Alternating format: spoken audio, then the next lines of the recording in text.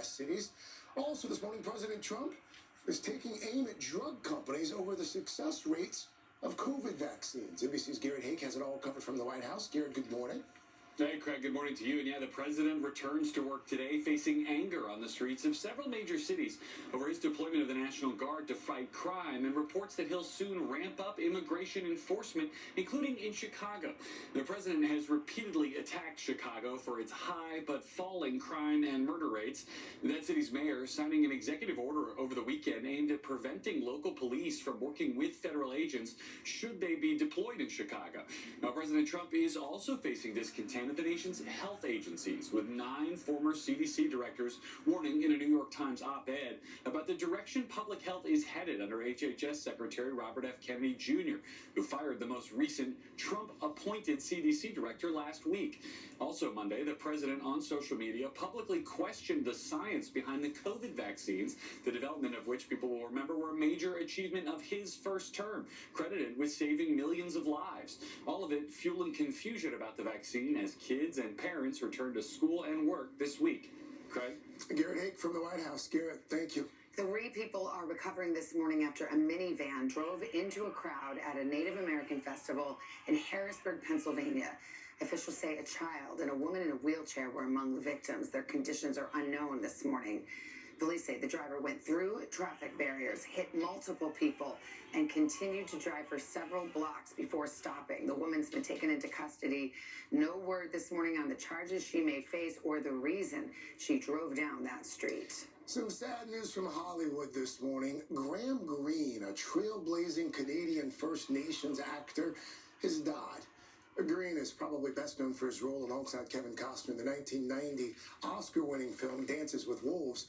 He was nominated for Best Supporting Actor for that film. Greene also starred in movies like The Green Mile and Die Hard with a Vengeance. Back in 2016, he was inducted into the Order of Canada, a high honor of merit for outstanding citizens. Graham Greene was 73 years old. Well, now to a frightening shark attack in Florida. Authorities say an 8-year-old boy was bitten in Key Largo yesterday and airlifted to a Miami hospital. Just the latest in a series of shark sightings, warnings, even temporary beach closures along the East Coast this summer. NBC's George Solis joins us from Miami with more on this latest incident. Hi, George. Good morning. Savannah, good morning to you. That 8-year-old boy recovering here at the hospital. Officials saying he was out snorkeling with his family when a shark bit him right above the knee. He was airlifted here to the hospital. This shark attack, one of many coming on a summer of various shark attacks across the East Coast. This morning, a shark attack in the Florida Keys, causing a nightmare ending to the holiday weekend for one family. According to authorities, an 8-year-old boy was snorkeling when he was bitten by a shark in Key Largo. Witness on scene that significant amount of blood loss. The child was airlifted to a hospital in Miami for treatment. The injury is significant. He's been applied 2 tourniquets. Sharks are most active in Florida waters between April and October. That's also when people are most likely to be swimming in the ocean. Though attacks are still very rare, families are on the lookout. Yesterday's attack, not the first for a child in Florida this summer. I think I see her hand hanging. Okay. Like a piece of blood everywhere.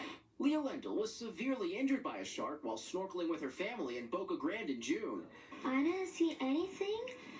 I was just snorkeling. The 9-year-old airlifted to a hospital for emergency surgery to save her hand.